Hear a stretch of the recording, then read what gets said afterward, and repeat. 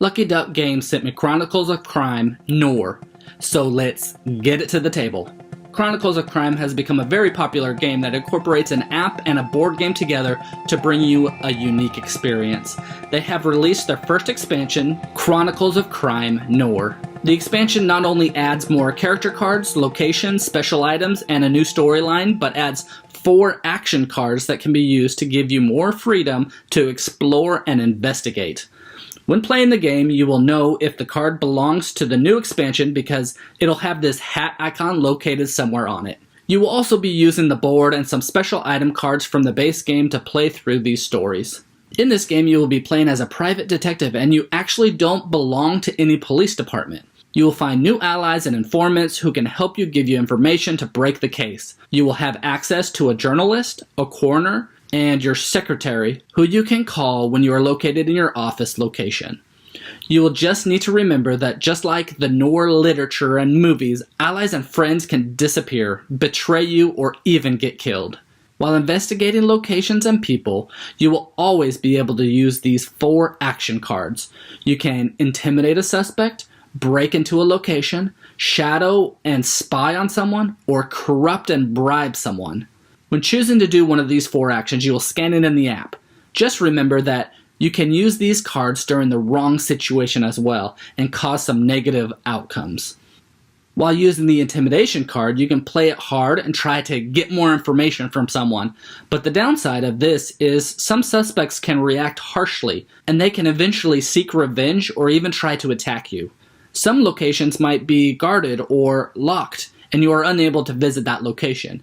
Use the break-in card and try to break in illegally. When illegally entering a location, though, you can get caught and thrown into jail and possibly killed.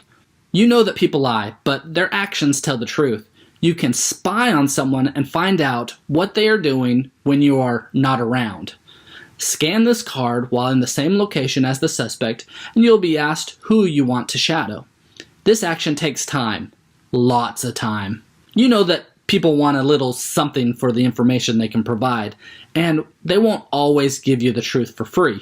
You can corrupt or bribe a character to make them talk to you or give you an item that you want. Money is rare, and each time that you use the corruption card, you will lose $20. The app will keep track of your money, and when it runs out, you cannot perform this action anymore until you earn money or find a way to get more money. Instead of just going to places and talking with them to find information, you now have freedom to do some more true investigating. Push the limits with what you can get away with without getting caught. Although these actions can pay off big, they also can hurt you when used in the wrong situation. In these cases, you will have a time limit to crack the case. Locations will have opening and closing times. Witnesses have their own agendas. And the police or bad guys can always come back to certain locations, even the crime scene, to arrest you or attack you or even kill you.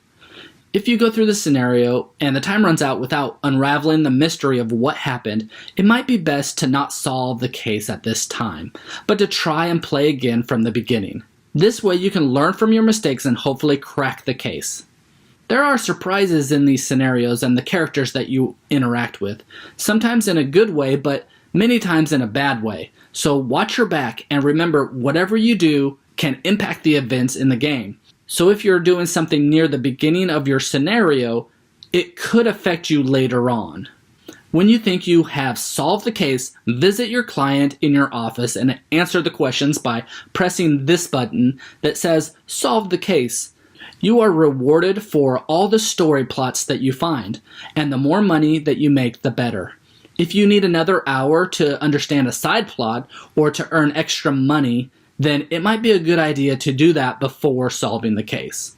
I love the extra freedom the action cards give you. With more freedom comes harder and harder choices, and those choices can hurt you or help you tremendously. I really like how the game evolves with you and your choices. The app doesn't play the same way through each time that you play it, and it matters on what you've done to progress the narrative and the scenario. I have to say that these scenarios are not easy. I have to replay them many times before truly breaking the case. So each scenario really provides more than a single playthrough to solve the case and move on. Also, if you know you intimidated the wrong person and maybe you should have bribed them instead at that time, through another playthrough, that you can fix your mistakes and try to gain back what you lost the first time that you played. Chronicles of Crime will be coming out with more and more expansions and will change themes and the way that the game is played. I personally would love to see the game take on a medical theme like House MD, or maybe even flipping the game around to create a Dexter theme. There are so many possibilities with the way that this game can be played, and I just love it. I'm excited to see what they do next with it, and if you think this expansion is just more scenarios, then you are absolutely wrong. The increased freedom with just those 4 action cards changed the whole way the game is played. Again, this is Chronicles of Crime Noir. If you like what you see, then go buy it.